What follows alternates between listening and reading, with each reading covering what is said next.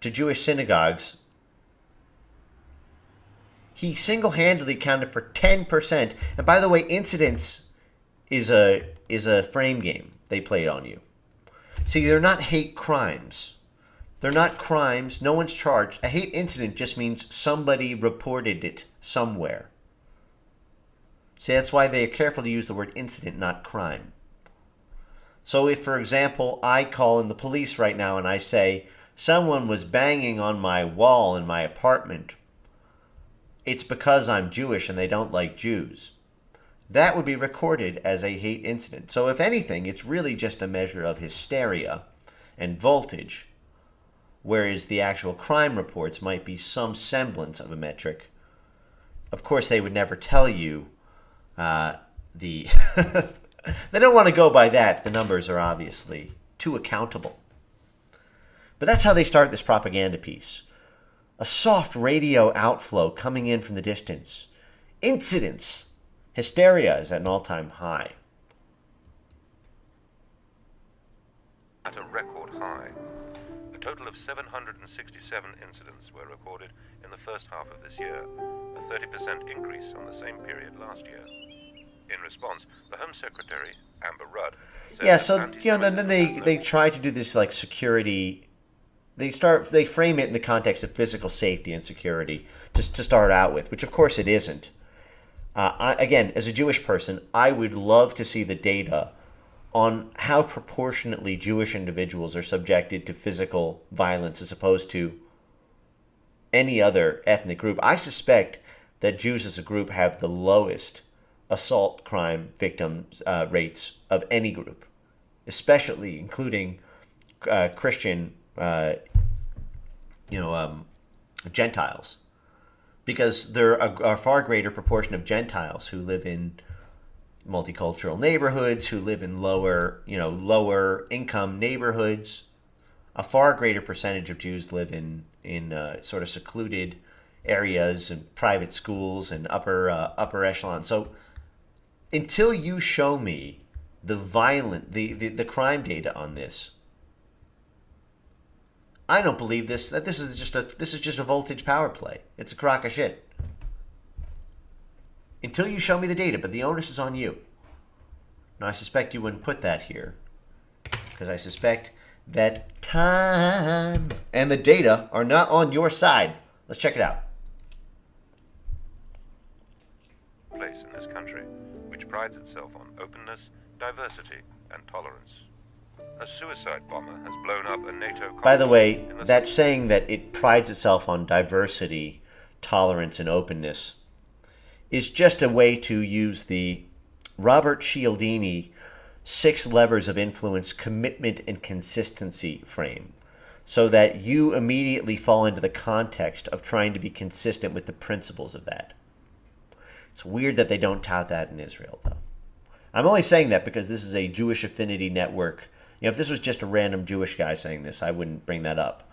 But this is the board. This is the Board of Deputies of British Jews, which is very intensely tied into a pro-Israel advocacy network, and they use it as a sword, so they cannot also use it as a shield. If they open it up into evidence, both sides have to be able to use it.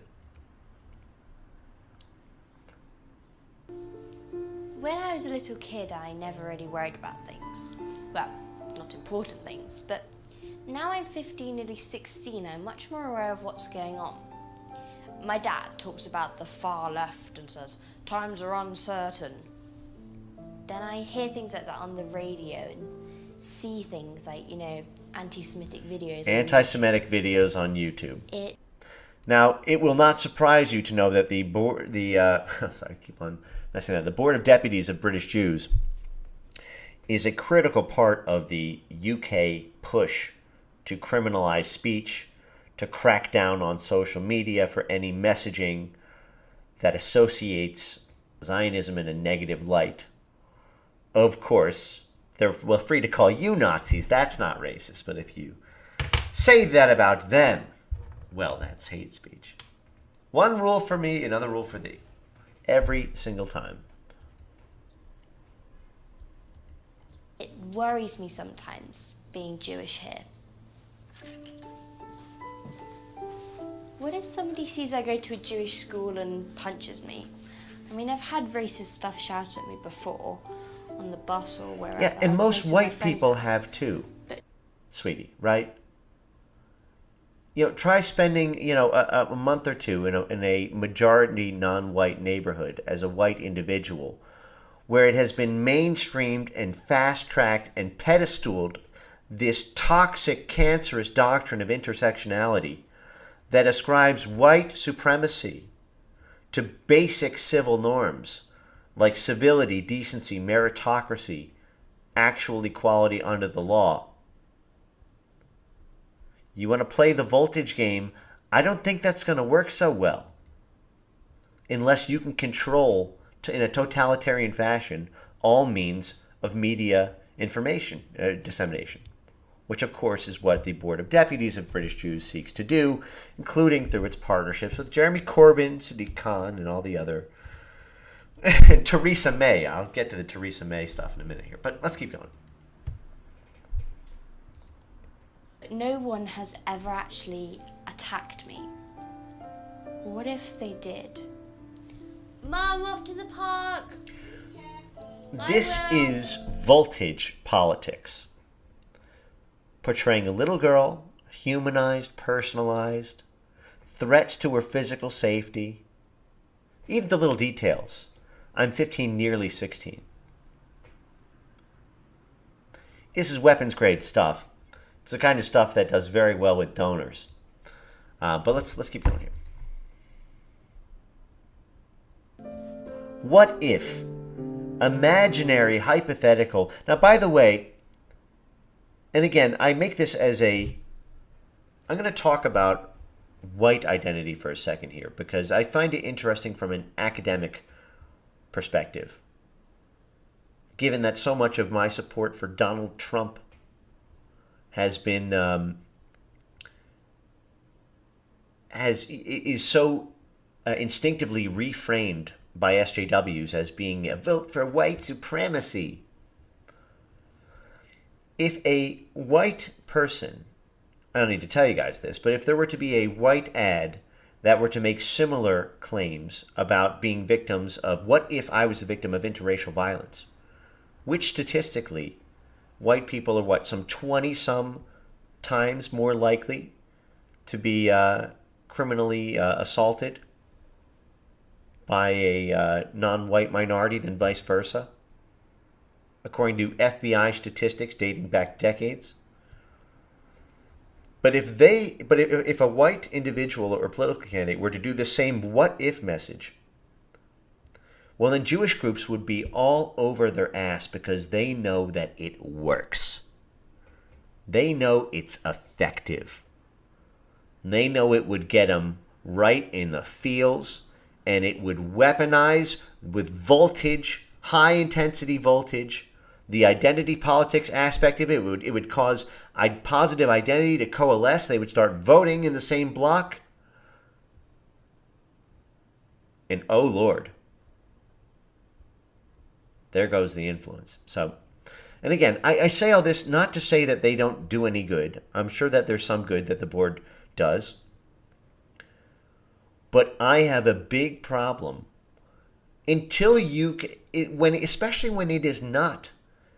When, if anything, and again, as a Jewish guy, if anything, Jewish groups are the least susceptible to violence, the most protected, the most privileged. But it's the voltage politics they use, and not just that, a hardline censorship and constant accusations of racism to delegitimize other groups, well, especially white Gentile groups, if they use the same tactics, because they know what works in coalition politics. But what if, hypothetically,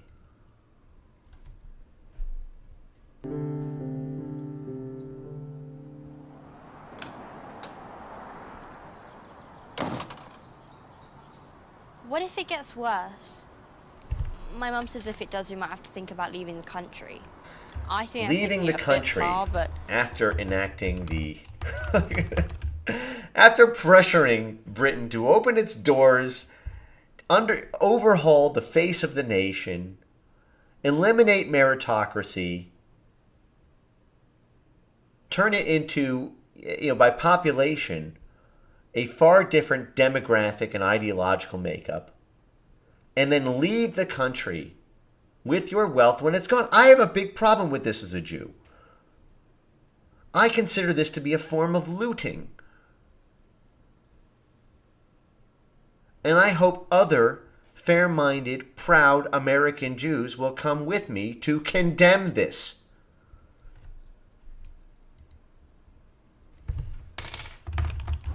What if she's right? What if things really did get that bad?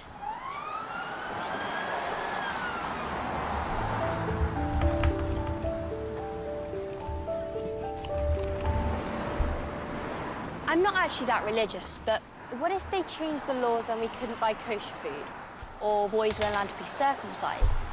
That would be a big deal, wouldn't it?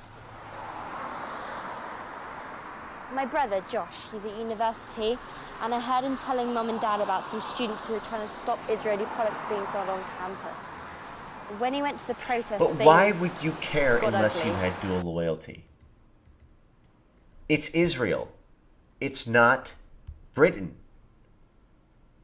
Sorry, this charge, the reason that it haunts us perpetually is because there's no way, if you're thinking honestly, to really wiggle out of it.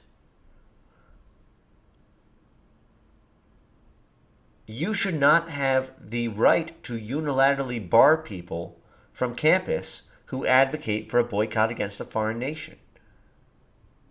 And if you feel that way, then you are exhibiting a dual loyalty. If someone did that, if I was Polish and somebody wanted to boycott Poland, and then I used my political influence and I tugged on the political, financial, media, and diplomatic levers of society, cultivating my personal relationships with thousands of large network hubs in the city of London to make it illegal to ban protests of Poland. People would say, well, no, there's freedom in this country. You're allowed to boycott whoever you want. You're allowed to buy or not buy whatever you'd like.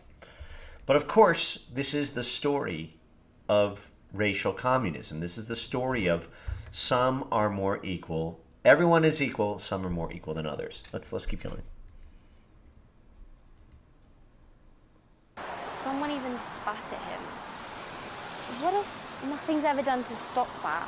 Or politicians Someone join in spat and at start saying him. things about Okay, Jews. try being white at a counter Black Lives Matter protest.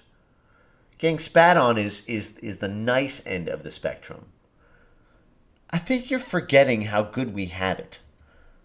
Okay, so here's a median household income by Ancestry in the U.S. I just, annotated this by some time ago when I was using it in an argument about white supremacy in the U.S. and white privilege and how white people, don't even crack the bottom end of the top 5 in terms of income by ethnicity. Of course, Jews are number 2. This is an income. I'm sure if you take aggregate wealth, it's number 1. But it's not even close. Your problems are what everybody below you experiences all the effing time. And this is the height of privilege.